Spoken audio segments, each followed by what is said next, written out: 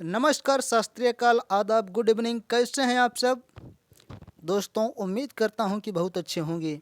तो दोस्तों, मैं पवन पाल स्वागत करता हूं आप सबका अपने एग्जाम क्रैक पवन पाल के यूट्यूब चैनल पर। दोस्तों, हमेशा की तरह आज फिर आप लोगों के लिए जीके जीएस का महासंग्राम चलने आ गया है एग्जाम क्रैक पवन पाल के यूट्यूब चैनल पर। जो 30 प्रश्नों का महासंग्राम रोज चलता है, आज फिर आ गया है आप लोगों के लिए। तो आप लोग अगर इस चैनल पर नए हैं तो प्लीज़ नीचे रेड कलर में सब्सक्राइब लिखा हुआ है, उस पर क्लिक करके बगल में बेल आइकन पर ऑल पर क्लिक कर लीजिए। ठीक है दोस्तों, आप लोगों का ज़्यादा समय ना लेते हुए चलिए आज के अपने पहले क्वेश्चन पर बढ़ते हैं। पहला क्वेश्चन है आप लोगों का, यदि एक सर्किट का प्रतिरोध दोगुना किया जाता है तो वोल्टेज को समान रखने के लिए सर्किट में प्रवाहित विद्युत धारा डॉट डॉट डॉट डॉट क्या हो जाएगी? 4 ऑप्शन आप लोगों के सामने हैं। पहला ऑप्शन है आधी बढ़ जाएगी, दूसरा ऑप्शन है आधी घट जाएगी, तीसरा ऑप्शन है स्थिर रहेगी, चौथा ऑप्शन है शून्य हो जाएगी। तो दोस्तों, जो ऑप्शन आप लोगों के सामने हैं उसमें आपका दूसरा ऑप्शन क्या हो जाएगा? सही हो जाएगा। ठीक है, दूसरा ऑप्शन सही हो जाएगा।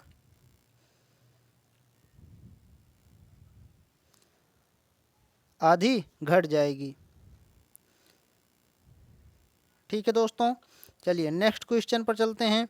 अगला क्वेश्चन है, 2019 रग्बी विश्व कप की मेज़बानी कौन से देश को करने के लिए प्रस्तावित किया गया है? पहला है न्यूजीलैंड, दूसरा है ऑस्ट्रेलिया, तीसरा है इंग्लैंड, चौथा है जापान। तो बताइए कौन से देश में करने के लिए प्रस्तावित किया गया है?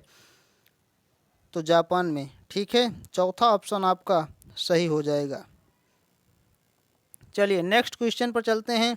अगला क्वेश्चन है आपका, भारतीय बाघों की घटती आबादी के संरक्षण के लिए शुरू की गई भारत के सर्वाधिक प्रसिद्ध वन्य जीव संरक्षण परियोजना प्रोजेक्ट टाइगर कौन से साल शुरू किया गया था?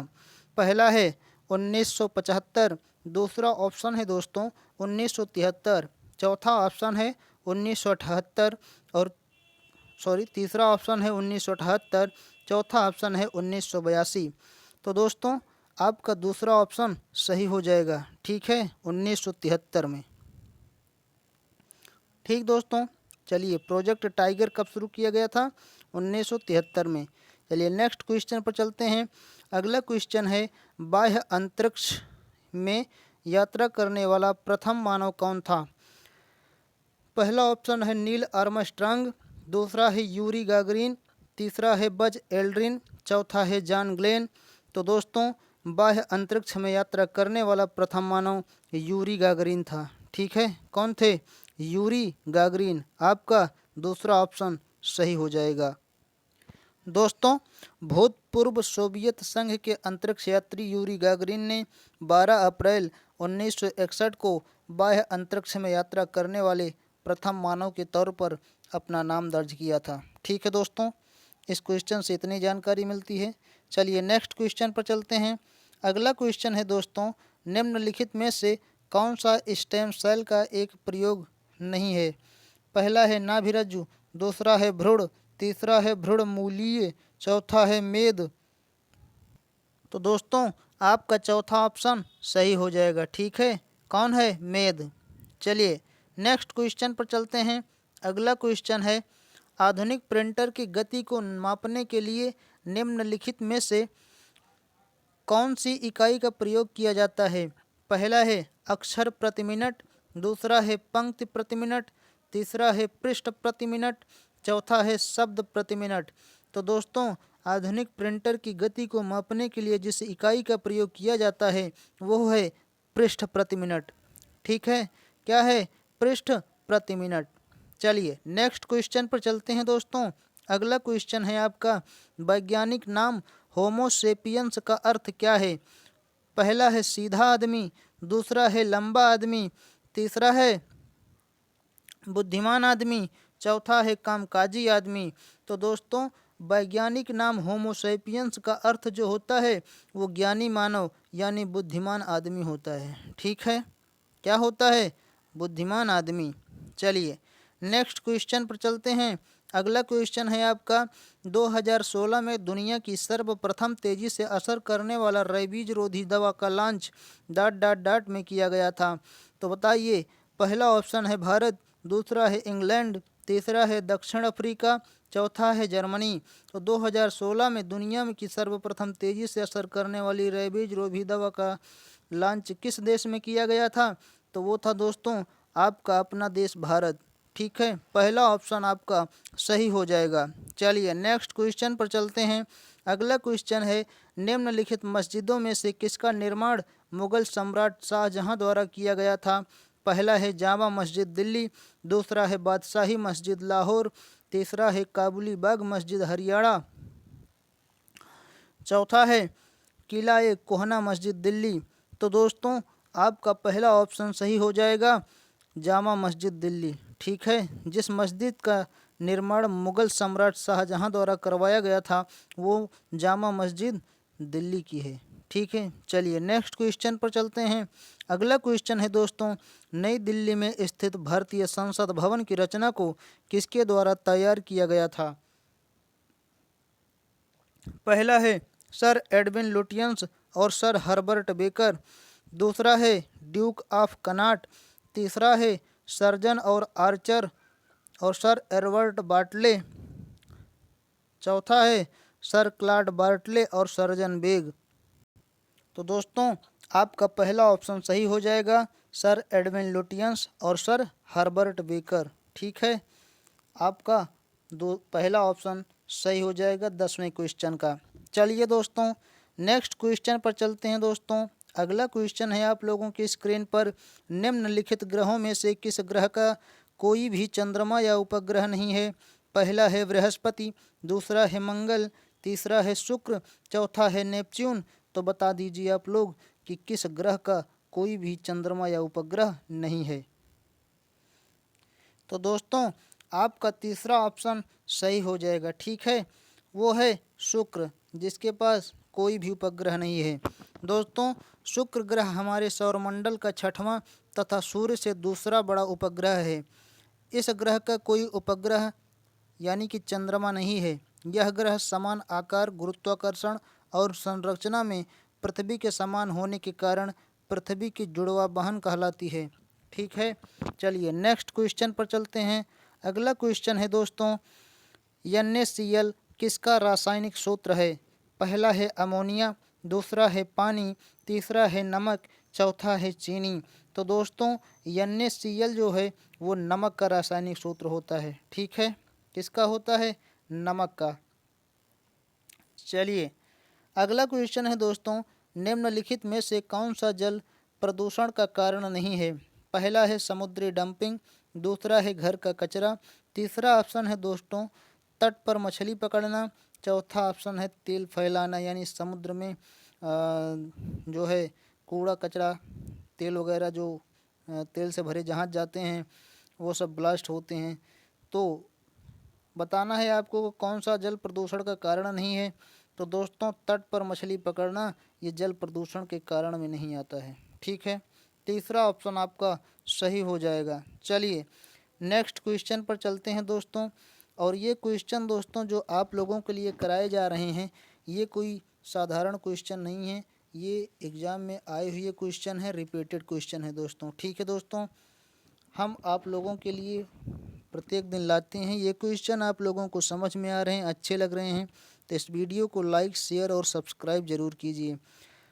चलिए आपका अगला क्वेश्चन है, निम्नलिखित भारतीय राज्यों में से किसमें केसर की खेती की जाती है?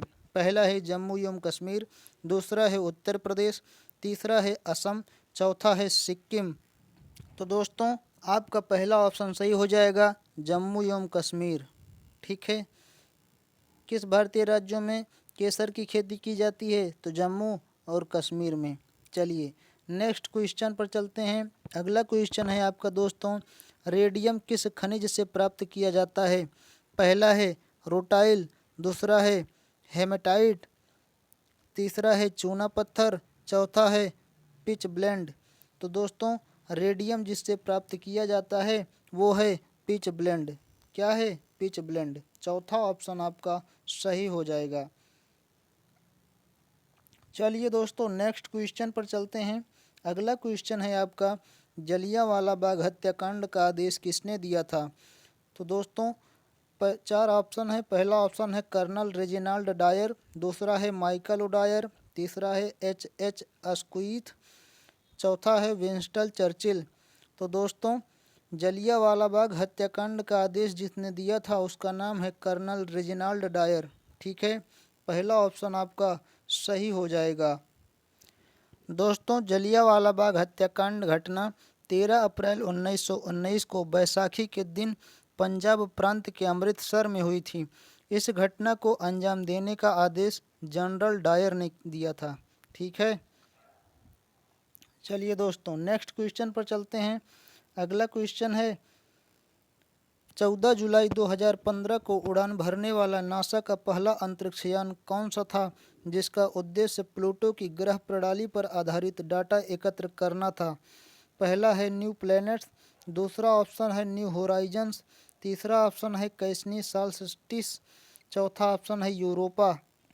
तो दोस्तों आपका दूसरा ऑप्शन सही हो जाएगा, न्यू होराइजन्स। ठीक है, कौन सा ऑप्शन सही हो जाएगा? New Horizons. चलिए नेक्स्ट क्वेश्चन पर चलते हैं दोस्तों। अगला क्वेश्चन है आपका, पशुओं की प्रजातियां ज़्यादातर किसके कारण लुप्तप्राय हो रही हैं? पहला है आवास विखंडन, दूसरा है अम्ल वर्षा, तीसरा है अत्यधिक शिकार, चौथा है पानी की कमी। तो दोस्तों पशुओं की प्रजातियां ज़्यादातर जिसके कारण लुप्तप्राय हो रही हैं वो है आवास विखंडन। ठीक है, पहला ऑप्शन आपका सही हो जाएगा। चलिए नेक्स्ट क्वेश्चन पर चलते हैं दोस्तों। अगला क्वेश्चन है आपका, निम्नलिखित में से कौन सा एक प्रारंभिक कंप्यूटर नहीं है? पहला है एटलस, दूसरा है लियो, तीसरा है इनिएग, चौथा है लिंक। तो दोस्तों आपका चौथा ऑप्शन सही हो जाएगा। ठीक है, लिंक। चलिए नेक्स्ट क्वेश्चन पर चलते हैं। अगला क्वेश्चन है, जीवों और पर्यावरण के बीच की अन्योन्य क्रिया के वैज्ञानिक विश्लेषण और अध्ययन को क्या कहा जाता है? पहला है पारिस्थितिकी, दूसरा है सूक्ष्म जीव विज्ञान, तीसरा है कीट विज्ञान, चौथा है पक्षी विज्ञान। तो आपका पहला ऑप्शन सही हो जाएगा, पारिस्थितिकी। ठीक है, कौन सा हो जाएगा? पारिस्थितिकी। चलिए नेक्स्ट क्वेश्चन पर चलते हैं।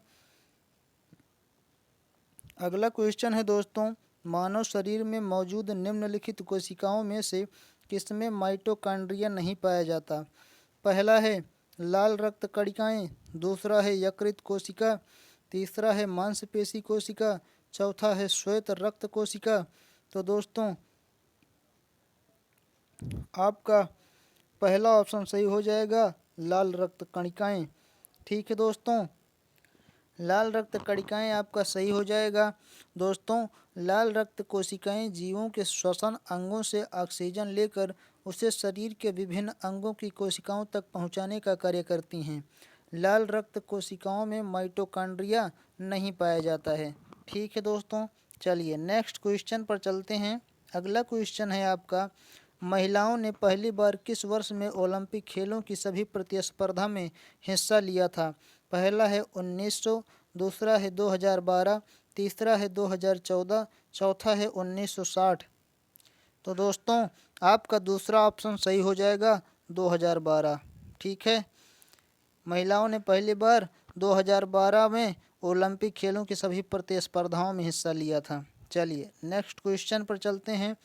अगला क्वेश्चन है, हाइड्रोजन, हीलियम और अन्य आयनिक गैसों के तारे के बीच धूल के बादल को क्या कहा जाता है? पहला है आकाशगंगा, दूसरा है सुपरनोवा, तीसरा है नेबुला, चौथा है ब्लैक होल। तो दोस्तों आपका तीसरा ऑप्शन सही हो जाएगा, उसे नेबुला कहा जाता है। ठीक है दोस्तों, अंतरिक्ष में हाइड्रोजन, हीलियम एवं अन्य आयनित गैसों के तारों के बीच पाए जाने वाले धूल एवं गैसों के बादलों के समूह को नेबुला या निहारिका कहा जाता है। ठीक है दोस्तों, चलिए नेक्स्ट क्वेश्चन पर चलते हैं।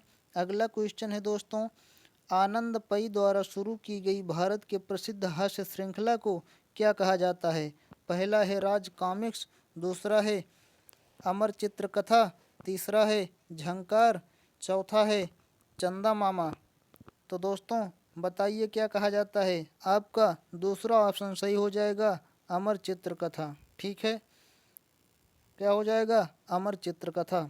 चलिए नेक्स्ट क्वेश्चन पर चलते हैं दोस्तों। अगला क्वेश्चन है आपका,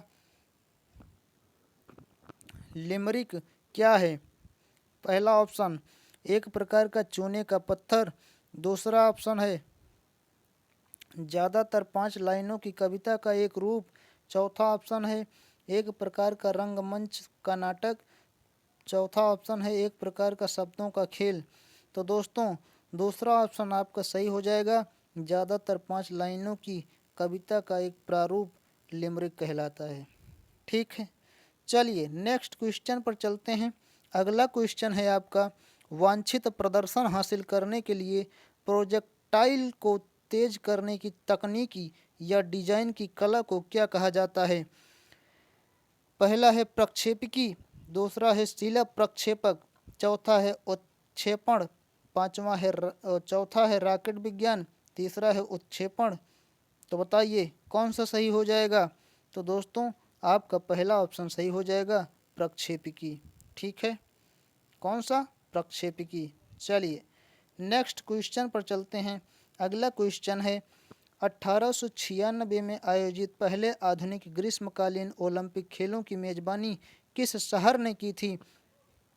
पहला है एथेंस, दूसरा है पेरिस, तीसरा है लंदन, चौथा है एम्स्टर्डम।